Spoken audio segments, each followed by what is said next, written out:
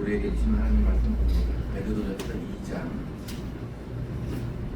9절로 10절. 베드로전서 2장 9절로 10절 읽습니다. 그러나 너희는 택하신 족속이요 왕같은 제사장들이요 거룩한 나라요 그의 소유가 된 백성이니 이는 너희를 어두운 데서 불러내어 그의 기이한 빛에 들어가게 하시니 아름다운 덕을 선포하게 하려 하심이라. 너희가 전에는 백성이 아니더니 이제는 하나님의 백성이요 전에는 긍휼을 얻지 못하였더니 이제는 긍휼을 얻은 자니라. 아멘. 하나님, 이 시간도 하나님의 말씀을 받사오니 우리의 신비에 새겨지게 하시고 아멘. 뿌리 내리고 열매 맺게 하여 주시옵소서. 아멘. 예수님 이름으로 기도하옵나이다. 아멘. 베드로전서 2장 9절로 10절 말씀을 중심으로 그러나 너희는 하는 제목으로 은혜를 나눕니다. 베드로전서는 그 당시에 극심한 박해를 받고 있는 성도들을 위로하고 격려하기 위해서 쓰여졌습니다. 1장에서도 보면은 극심한 박해를 받고 있는 성도들에게 한 소망을 가지고 하늘의 유업을 바라보며 확실한 믿음을 가지고 믿음과 소망을 하나님께 두고 거룩하게 살며 고난을 이기고 믿음 생활 잘 하라고 베드로가 그렇게 위로하고 격려하겠습니다. 간단하게 우리가 들었지만 박해를 받고 있는 죽을 수도 있는 거지요. 성도들에게 소망을 가지라. 하늘의 유업을 바라보라. 확실한 믿음을 가지라. 거룩하게 살라. 고난을 이기라. 이 말을 베드로는 하고 있는 것입니다. 우리의 신앙생활은 그렇게 해야 되는 거예요. 아멘. 항상 신자들에게는 고난이 따르고 박해가 따르고 또 소망이 끊어진 것 같을지라도 그렇게 해야만 되는 당위가 우리에게는 분명하게 있는 것입니다. 2장으로 지금 넘어오면은 오늘 본문의 앞부분을 보면 6절부터 8절 한번 볼까요? 2장 6절부터 8절 시작. 성경이 기록되었으되 보라 내가 택한 보배로운 모퉁이 돌을 시온에 두노니 그를 믿는 자는 부끄러움을 당하지 아니하리라 하였으니 그러므로 믿는 너희에게는 보배이나 믿지 아니하는 자에게는 건축자들이 버린 그 돌이 모퉁이의 머릿돌이 되고 또한 부딪히는 돌과 걸려 넘어지게 하는 바위가 되었다 하였느니라. 그들이 말씀을 순종하지 아니하므로 넘어지나니 이는 그들을 이렇게 정하신 것이라. 그리스도를 믿는 자는 부끄러움을 당하지 아니하고 믿는 너희에게는 그리스도가 보배이다. 믿지 아니하는 자에게는 건축자들이 버린 그 돌이 모퉁이의 머릿돌이 되고 또한 부딪히는 돌과 걸려 넘어지게 하는 바위가 된다.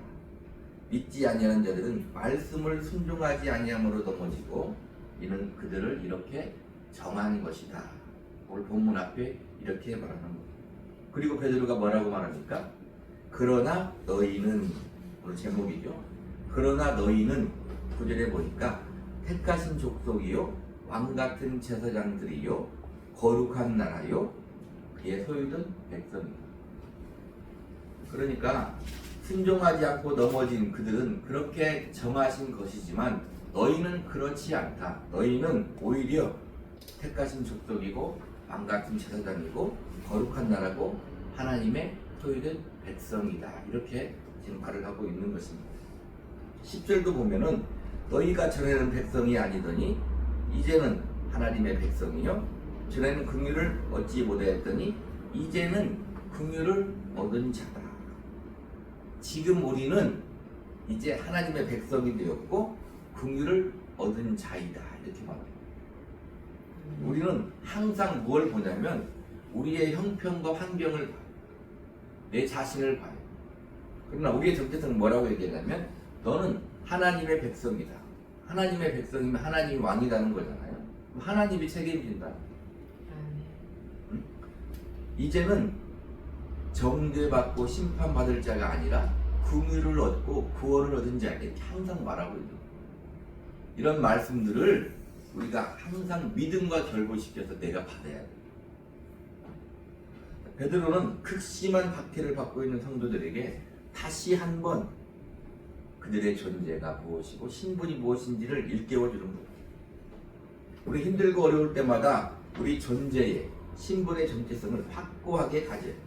우리 자신을 과소평가하면 안 돼. 우리가 잘나서가 아니고 하나님이 택하신 백성이라는 거기에서 우리는 우리의 정체성을 찾고 우리가 그만큼 하나님에게 소중한 존재임을 잊지 말아야 된다는 거예요. 지금 현재 극심한 박해를 받고 있는 것 같지만 우리는 그것을 이길 수 있다. 이렇게 지금 말하고 있는 거다 이 말입니다. 그 당시에는 참 예수 믿기 힘들지요. 지금도 역시 우리는 그런 시대이다 이 말. 우리나라는 어찌 보면 제도적으로 보세요. 절대적인 진리를 믿고 주장하고 전도하기 힘든 시대가 이미 왔다고 봐도 무방합니다. 성경은 항시 영원토록 동일한 말씀입니다. 지금 이 시대에도 우리한테 하나님이 하시는 말씀. 이 시대를 한마디로 말하면 어떤 시대이냐면 신이 어디 있느냐 그런 시대다 이 말. 절대적 진리가 어디 있느냐 그런 시대다 이 말. 우리 베드로전서니까 베드로후서 한 3장을 볼까요?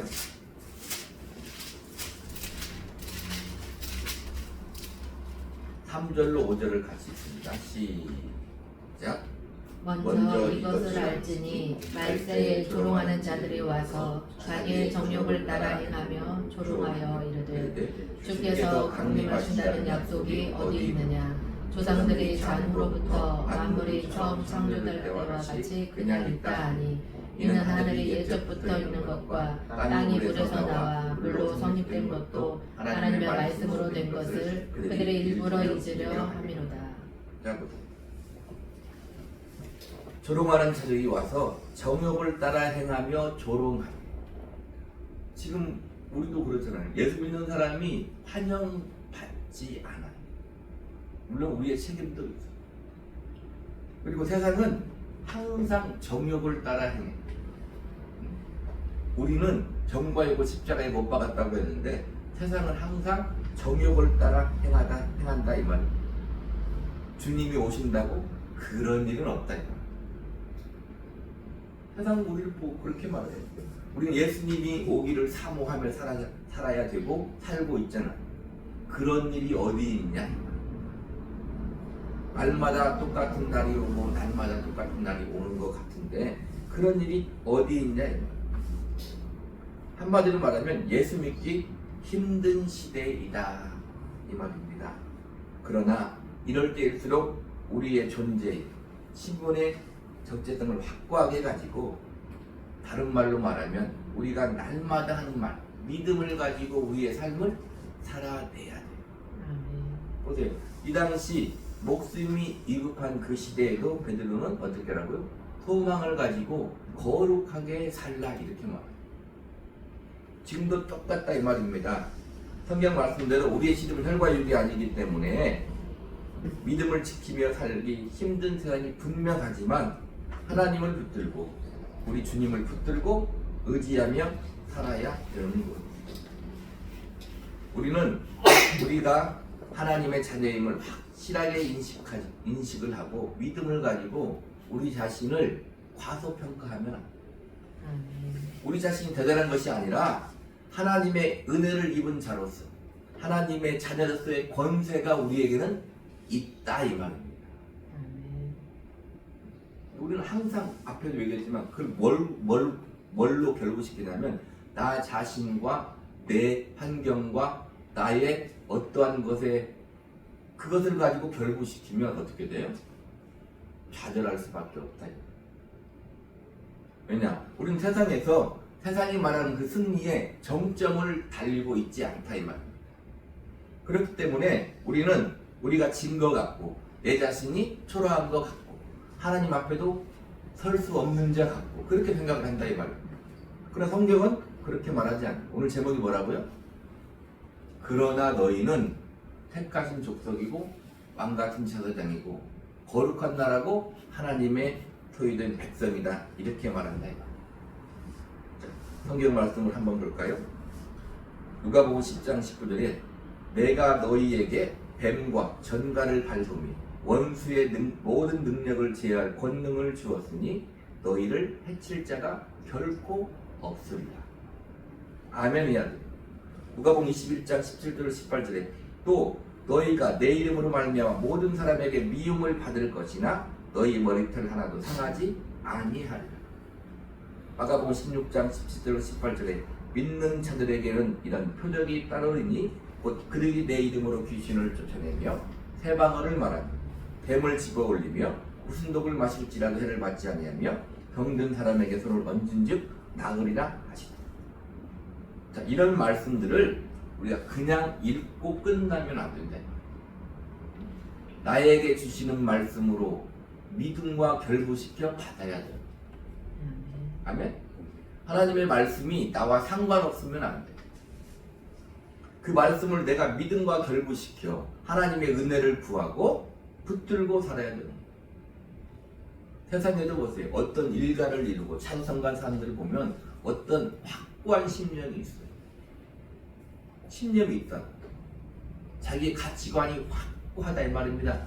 그것을 붙들고 일어서서 자수성가하는 거예요. 하물며 우리는 어떻게 해야 되겠어요? 하나님의 자녀. 더 잘해야 된다 이거예요.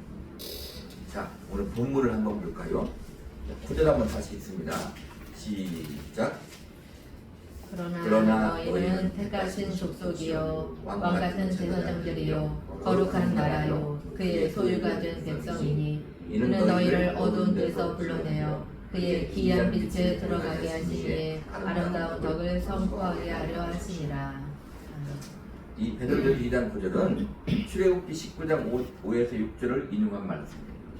세계가 다 내게 속하였나니 너희가 내 말을 잘 듣고 내 언약을 지키면 너희는 모든 민족 중에서 내 소유가 되겠고 너희가 내게 대하여 제사장 나라가 되며 거룩한 백성이 되리라.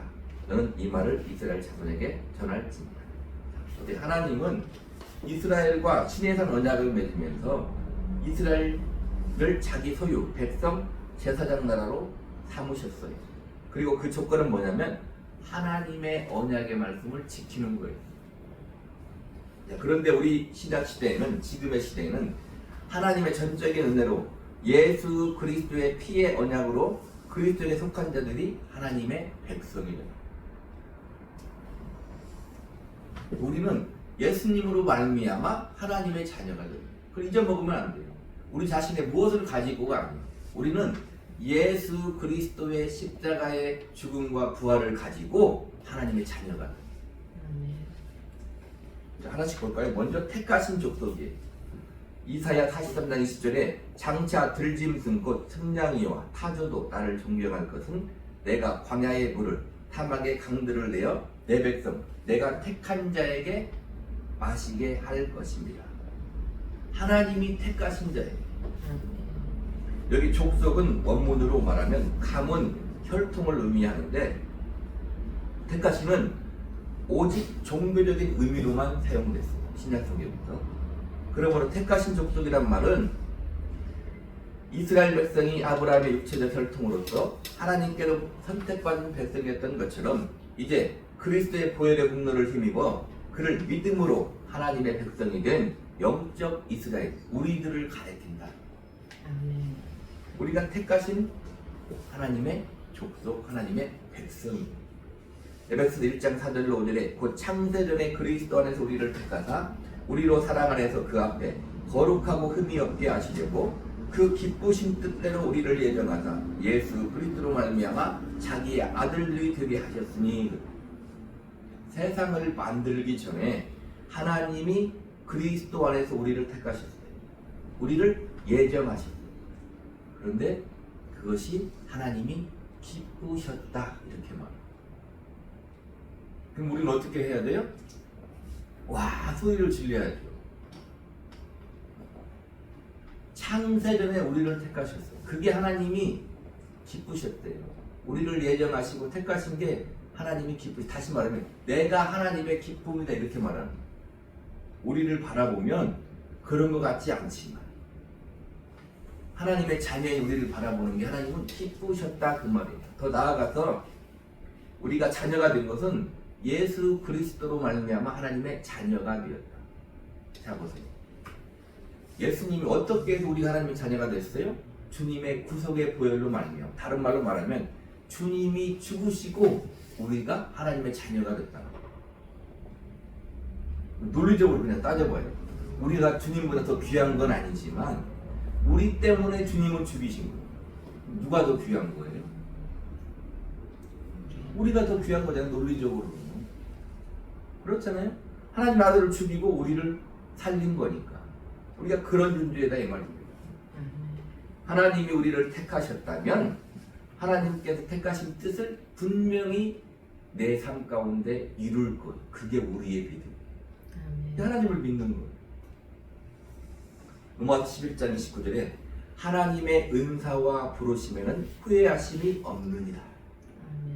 하나님이 나를 태어나게 하신 것, 나를 이 나라에 태어나게 하신 것, 내가 누구 부모의 자녀로 태어나게 한 것, 내가 지금 살고 있는 환경, 거기에서 하나님은 후회 없는 일을 하고 계실 거다.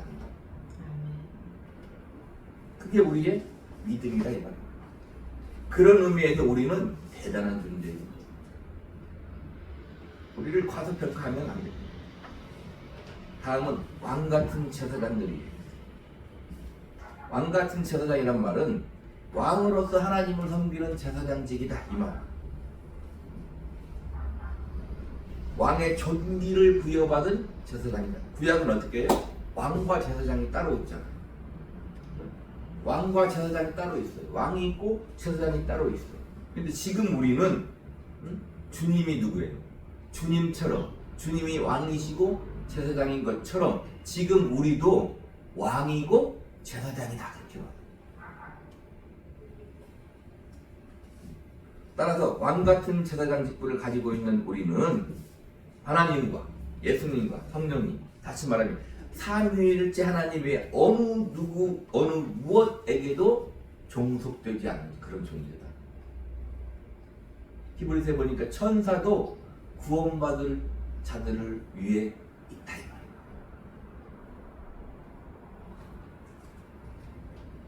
그리고 우리는 하나님께 신령한 제사를 드리는 예배자로 살아가요. 아니면 날마다 지금 예배드리고 이 시간뿐만이 아니라 우리가 사는 모든 삶이 하나님께 드려지는 예배자로 살아간다 이 말이에요. 그리고 이 세상에 하나님의 뜻을 나타내 보이는 자들로 살아가. 우리가 세상이 그렇게 이해하지 못해도 우리는 하나님의 뜻을 나타내는 자들로 살아간다 이 말이에요. 그러니까 지금 우리는 구약의 제사장이나 왕조차도 누리는 그런 지위와 신분을 가지고 살아가는 거예요. 그게 우리의 자랑이고 영광이고 특권이다 이 말이에요. 근데 우리는 그걸 왜 잘 이해하지 못해요? 왕과 제사장의 지위와 영광은 세상을 다스리고 그 위에 군림하는 왕과 제사장이 아니기 때문에 그렇다. 마가복음 10장 42절부터 45절에 예수께서 불러다가 이르시되 이방인의 집권자들이 그들을 임의로 주관하고 그 고관들이 그들에게 권세를 부리는 줄을 너희가 알거니와 너희 중에는 그렇지 않을지니 너희 중에 누구든지 크고자 하는 자는 너희를 섬기는 자가 되고 너희 중에 누구든지 으뜸이 되고자 하는 자는 모든 사람의 종이 되어야 하리라. 인자가 온 것은 섬김을 받으려 함이 아니라 도리어 섬기려 하고 자기 목숨을 많은 사람의 대성물로 주려 합니다. 세상과 똑같이 살면 안 된다. 구약의 제사장은 하나님이 제사를 받지 않으면 죽었어요. 세상을 위해 대신 죽을 자인 것처럼 사는 왕, 제사장이다. 세상이 우리를 좋아하나요? 좋아하지 않잖아요. 좋아하지 않는 그들을 위해 섬기고 죽어야 된다. 오늘 본문에 뭐라고 얘기해요? 그의 기이한 빛에 들어가게 하신 그런 말씀이 있잖아요. 자, 근데 왕인데 종처럼 섬겨야 돼. 원수인 세상을 위해 죽어야 돼. 알 수 없고 이해할 수 없는 기이한 일이다. 세상의 부귀 영화를 쫓지 않는 그리스도인, 기이한 일이다 그 말입니다. 세상이 바라볼 때 우리는 그걸 기이하게 생각하면 우리는 원래 그런 사람들인 거예요. 원수인 세상을 주님은 사랑하라. 기이한 일이다 그 말입니다. 내가 살아가는 이 삶이 세상이 바라볼 때는 가치가 없는 것 같아도 하나님이 볼 때는 최고의 가치 있는 삶이다 그 말이에요. 기이한 일이다 그 말이에요. 내가 보잘것없는 것 같은데 하나님의 자녀이다. 예수님으로 말이에요. 기이한 일이다 그 말입니다. 알 수 없고 이해할 수 없는 기이한 일이다 그 말입니다. 그런 의미에서 우리를 과소평가하면 안 돼요.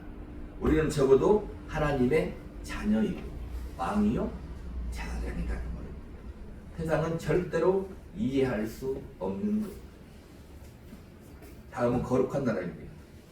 거룩한 나라에 해당하는 원어는 뭐냐면 하나님을 섬기기 위해 구별된 거룩한 백성을 가리킵니다. 그러니까 우리만이 거룩한 나라, 교회만이, 신자만.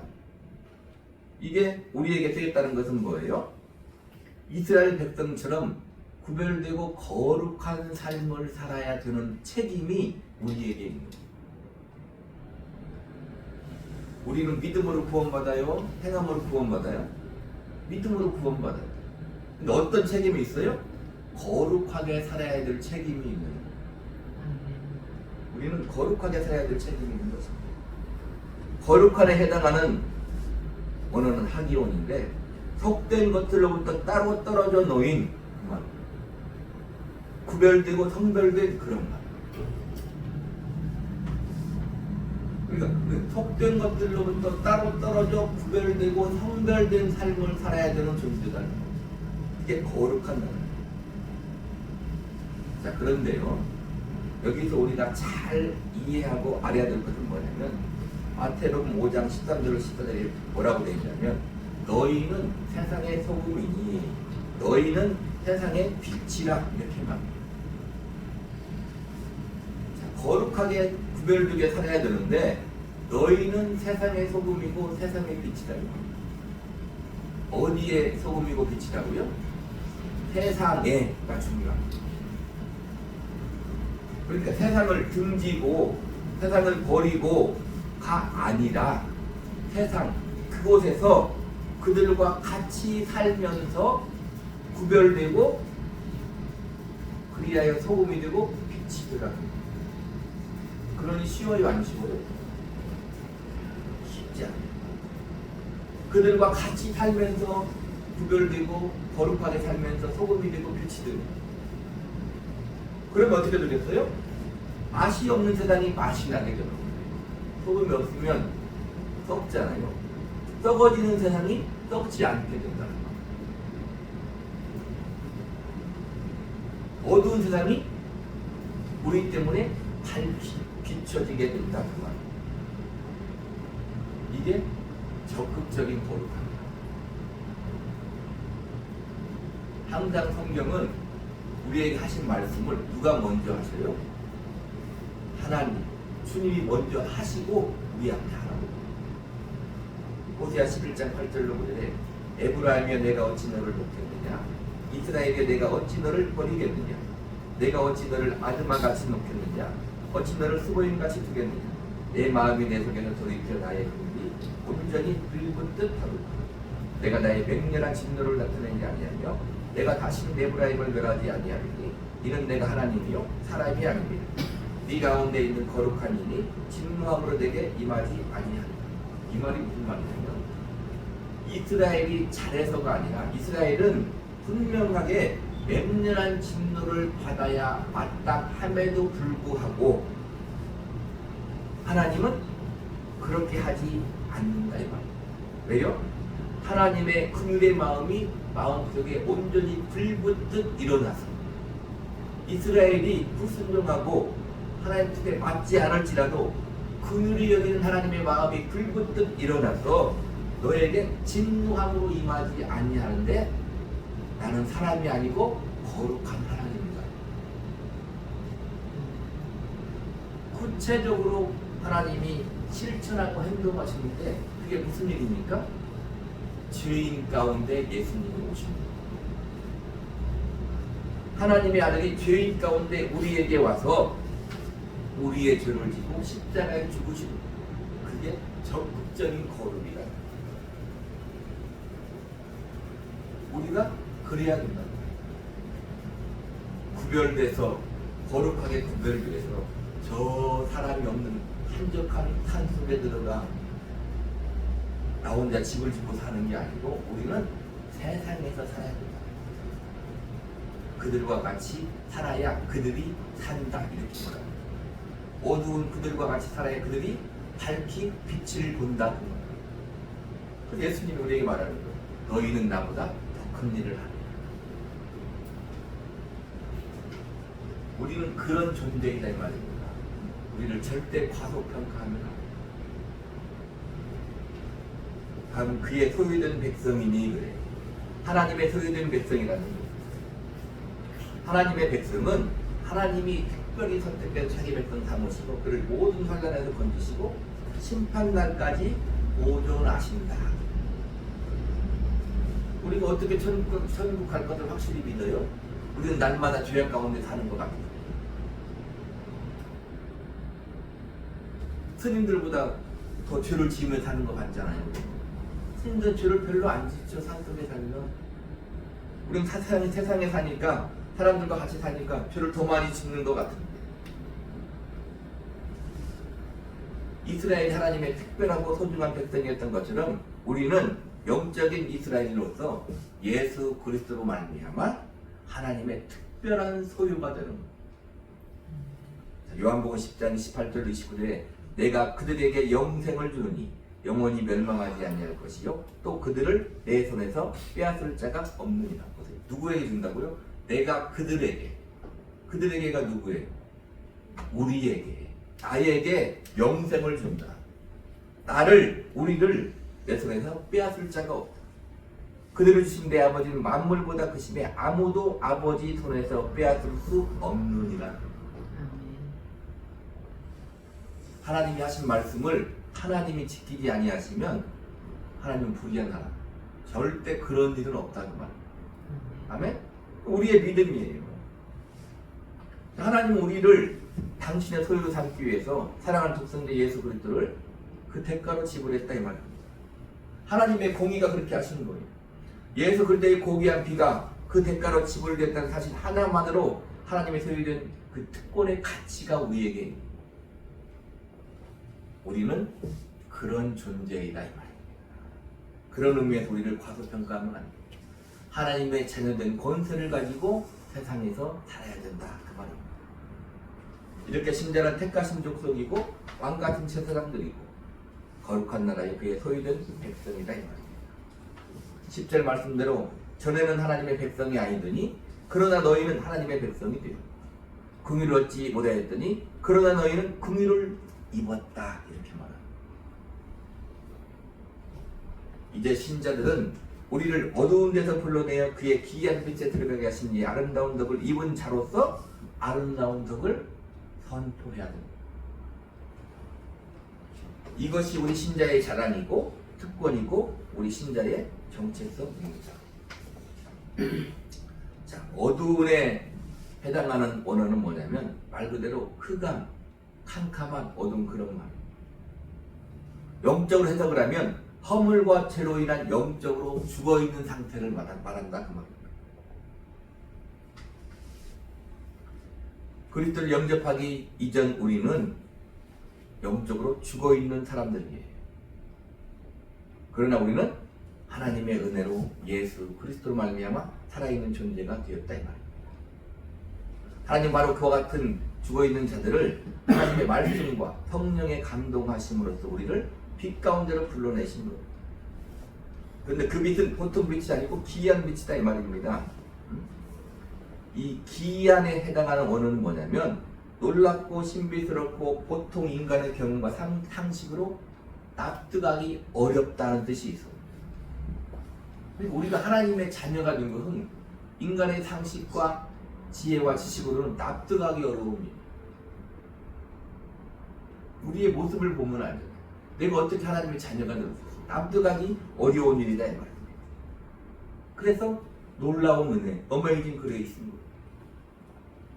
그의 기이한 빛에 들어가게 하시니란 말은 뭐냐면 현실적이고 실존적인 측면으로서 내가 거듭나서 거룩한 삶을 사는 영적인 상태를 말합니다. 나는 다 살고 있지 못하는 것 같아도 우리는 그런 상태다 이 말이에요. 그런 신분이다 그 말이에요. 내세적이고 종말론적 측면으로 보면 사람이 가까이지 못할 빛 가운데 계시는 하나님의 존재 영역 안에 우리가 들어가 있다. 그리고 우리 뭘 해야 돼요? 성경을 읽고 그것을 알아야 돼요. 그리고 생각을 해야 돼요. 시시때때로 나는 하나님의 자녀이구나. 하나님의 소유된 백성이구나. 나는 하나님의 귀한 빛에 들어간 존재이구나를 항상 내 자신이 되뇌이고 내 신분을 확인하고 세상에서 그렇게 살아야 된다는 거예요. 그렇지 않으면 우리는 죄가 오면 어떻게 되냐면 가리워서 보지를 못합니다. 영적.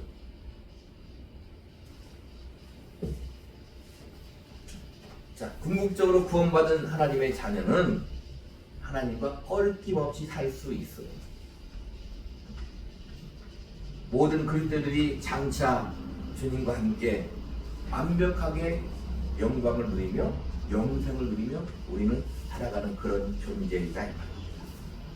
순전히 하나님의 은혜. 그렇게 하나님의 기이한 빛에 들어간 존재가 하는 일이 뭐냐면 아름다운 덕을 선포해야 된다. 이 아름다운 덕은 덕스러운 태도, 미덕, 탁월한 그런 말이 있는데 우리가 비참한 가운데에서 불러내서 하나님의 기이한 빛에 들어가게 하신 그 일에 관한 것인데 그 은혜를 입은 사람은 뭘 해야 되냐면 아름다운 덕을 선포해야 된다. 내가 기이한 빛에 들어가서 하나님의 자녀가 되고 하나님의 은혜의 영광을 맛본 자답게 그것을 선포해야 됩니다. 그러면 아름다운 덕은 한마디로 말하면 뭐예요? 복음이다. 복음이다. 하나님의 아들 예수 그리스도가 십자가에 죽으시고 부활하신 그 일로 말미암아 내가 택하신 족속이고 왕같은 제사장이고 거룩한 나라고 하나님의 소유된 백성이 그게 바로 아름다운 덕인데 그것을 어떻게 해야 된다고요? 선포해야 된다고. 여기서 선포한다는 말은 무슨 뜻이냐면은 입 밖으로 발설하다, 선포함으로써 알리다라는 뜻이 있어요. 그러니까 하나님의 복음으로 하나님의 소유가 된 백성들은 어떻게 해야 되냐면 입을 벌려서 말해야 된다는 거예요. 말하지 않으면 안 되는 거예요. 내가 도무지 말할 수 없노라. 성경에 말하잖아요. 우리는 입을 벌려서 말해야 돼요. 우리가 항상 말로 전도는 성도에게 필수적인 것이고 의무인 거예요. 말하지 않으면 모르고. 그럼 우리는 입술로 하나님의 아름다운 덕을 복음을 선포해야 돼요. 이것이 성도들을 구원하신 그의 거룩한 빛에 들어가게 하신 하나님의 의도이고 나아가 교회의 존재 이유이다. 우리가 더 한 발 더 나아가면 로마서 12장 1절 말씀대로 그러므로 형제들아 내가 하나님의 모든 자비하심으로 너희를 권하노니 너희 몸은 하나님이 기뻐하신 거룩한 산제물로 드리라. 이는 너희가 드릴 영적 예배이다. 로마서 11장까지가 무엇이냐면 너희는 다 죄인이다.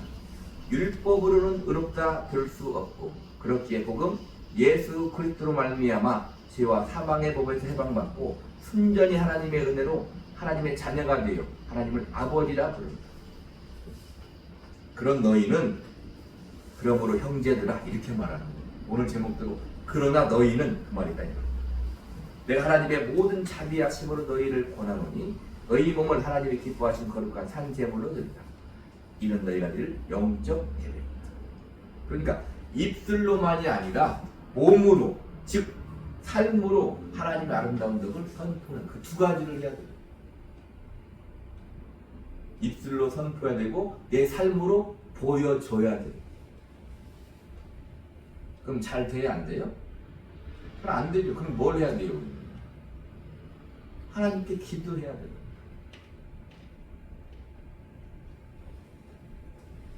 그래도 안 되면 우리의 영역이 아니에요. 왜요? 앞에 봤잖아요. 하나님이 창세전에 우리를 예정하시고 선택한다. 우리 그걸 알지 못해. 누가 그러는지. 모두를 다 그들이 여길 뿐이에요. 우리는 입술로 삶으로 기도하며 선포하는 게 우리의 직분이고 사명이다 이 말입니다.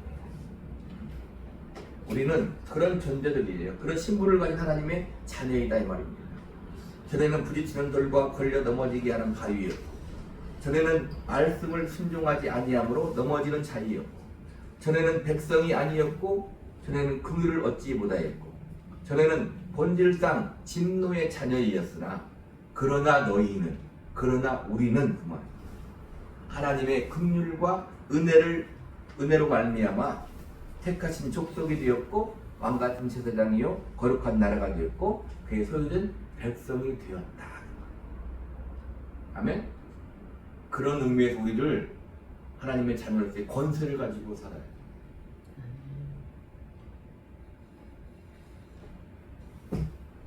그러나 쉽게 되지 않는다 그 말.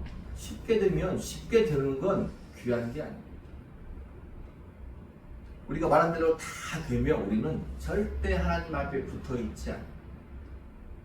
그 말은 다른 말로 말하면 우리가 원하는 대로 우리가 다 되는 것을 하나님 귀하게 여기지 않는다 그 말이에요. 하나님의 뜻 가운데 하나님의 뜻대로 힘들고 어려울지라도 세상이 바라볼 때 귀한 것이 아닐지라도 우리는 하나님 보시기에 합당한 믿음을 가지고 오늘 말씀대로 택하신 백성이고 족속이고 하나님의 소유된 백성으로서 왕같은 제사장으로서 그 은혜와 덕을 입술로 삶으로 선포하는 것.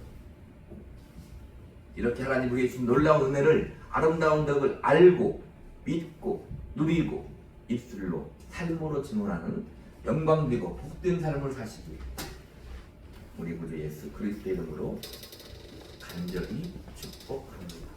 아멘. 기도하겠습니다.